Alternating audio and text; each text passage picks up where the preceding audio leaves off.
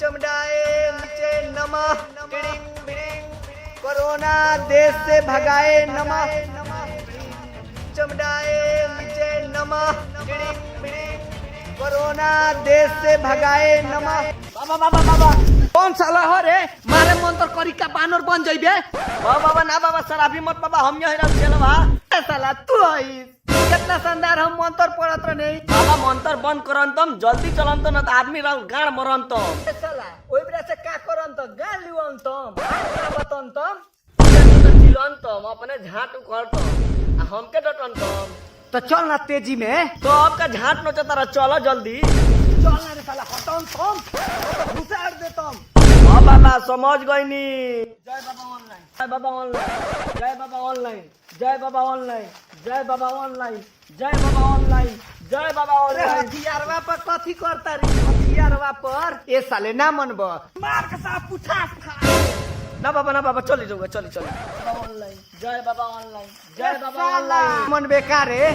अब तो उपाय हमरा करे के पड़ी। ओम भीम ब्राम क्रीम छू बाबा का अच्छा जादू से सरवा भाग हमको ओकरे न चला हई चला तनी अब ओकरे अजमावा तनी। ओम भीम ब्राम छू साला जान बच गई मार देलक रे साला। बाबा हम क्रीम कराम सीख लेनी बाबा हम क्रीम कराम सीख लेनी बाबा हम क्रीम कराम सीख लेनी क्रीम कराम सीख लेनी बाबा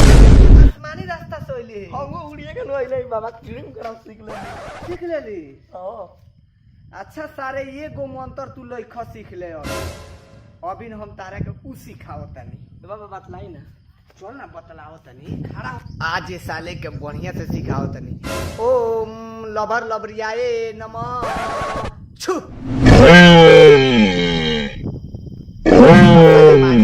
बड़ा मंत्र पढ़त लो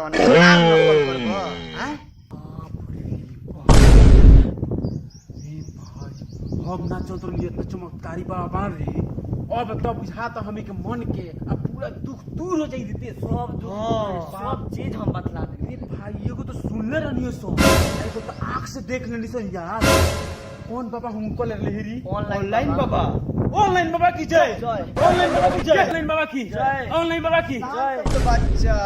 बाबा बाबा बाबा बाबा उठो सन बच्चा का दिक्कत बा बताओ सन हम तहनी के कष्ट अपना ऊपर हर ले बच्चा ई काहे लइखे उठल बाबा एकरे के तो देखावे आइल बनी से बाबा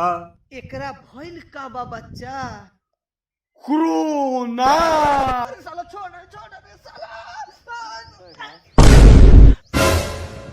साला 2 मीटर का दूरी बना कर रख। बाबा बड़ी आस लेके आइल बनी सो कोरोना से बचे क्या आइडिया बताई बाबा। मत कर बच्चा कोरोना का झाट कोरोना का हमार लाड़ फूंक देम तो उधिया जाई घबरो मत बच्चा अभी हम चेक कर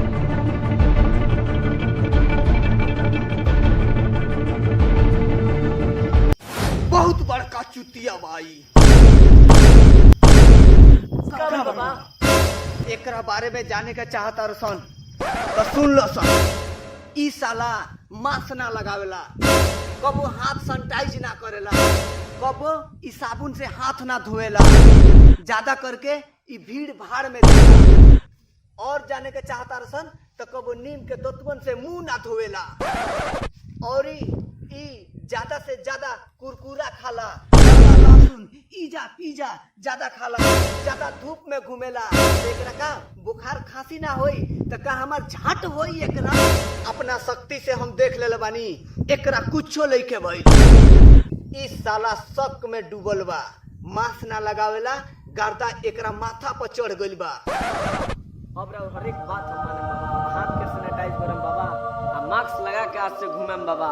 आज से कहियो घर से ना निकलेम बाबा हम बाबा आज से हर एक बात लोगा जो बात करे बनी कौन बात के पालन करम बाबा आज से भीड़ भाड़ में कबो न जाम बाबा। ठीक बा बच्चा अब तू लोग जा लगे।